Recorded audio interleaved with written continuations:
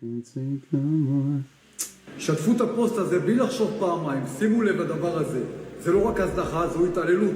אני חיכיתי ושתקתי ולא דיברתי על זה. יומיים שלמים אמרתי אולי הבעלים יכניס את הכלב המסכן הזה הביתה.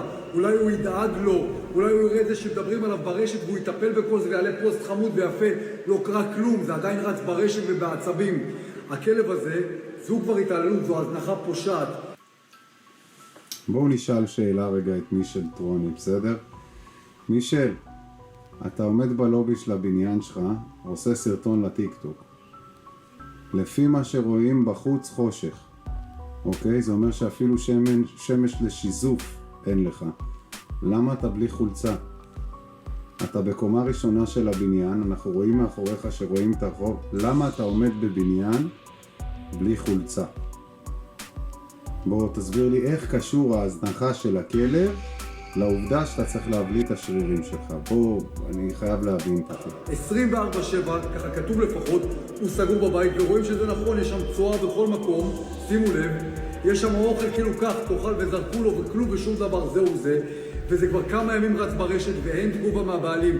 ההודעות שאני מקבל מהאנשים זה אני הולך... בטוח, מציפים אותך בהודעות, כמה שבורים מהתחת שגרים ליד הבן אדם הזה.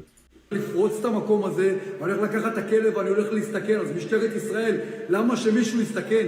הרי פעם בעבר... אוי, איזה גיבור, אתה הולך לפרוץ לבית, אתה רוצה שידברו, וואו, איזה מביך. עבדנו יד ביד, רק דיברתי על משהו, היו הולכים עוצרים את הבן אדם הזה. כי היום אתה לא מעניין, כפרה, רימית האנשים ב-80,000 שקל, כמה אמרת? 80,000 שקל פסיבי ביום? משהו בסגנון הזה, אז אתה מצפה שהמשטרה תבוא ותגיד, וואו, הגיבור האנושי, עכשיו אתה הולך לפרוץ גם לבית? מה אתה מלמד אנשים בזה שאתה פורץ לבית? חברים יקרים, אני מקבל אין ספור הודעות ואני מעלה... אין ספור הודעות, אתם לא מבינים, כל המדינה, כל מה שחשוב להם, זה מישל טרוני זה עכשיו אחרי שאין תגובה מאף אחד מהבעלים. זו התעללות, ההזנחה הזו זו התעללות. הזנחה כזו זו התעללות פושעת. התעללות פושעת זה להשתיל שיער על שיער קיים. זה התעללות פושעת. לנסוע לטורקיה שבשביל פיצ'ר עדיין, למרות שאתה יש לך שיער מלא, השתלת שיער. הכלב הזה מסכן, שתפו את זה בכל הכוח ואני מבטיח לכם, אני מוציא לכלב הזה בית, בשנייה אחת אני מוצא לו בית. בחצי שנייה, שתפו את זה. שתפו את זה ואני מוצא לו בית. מבטיח לכם, אם תשתפו את זה אני מוצא לו בית.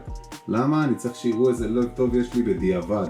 כמו הסרטון שעשיתי על הנאנסות, בדיעבד. זה לא שאני מתגייס למילואים, לא כלום. אני בדיעבד. הולך לפרוץ לבית, בדיעבד. אני הולך לשחרר את הכלב, בדיעבד. אני הולך לסכם. בלי הפסקה, אני מבקש מכם בכל השלוש בבקשה. אל תבקש מאיתנו שום דבר, בסדר? תפסיק זיין את המוח.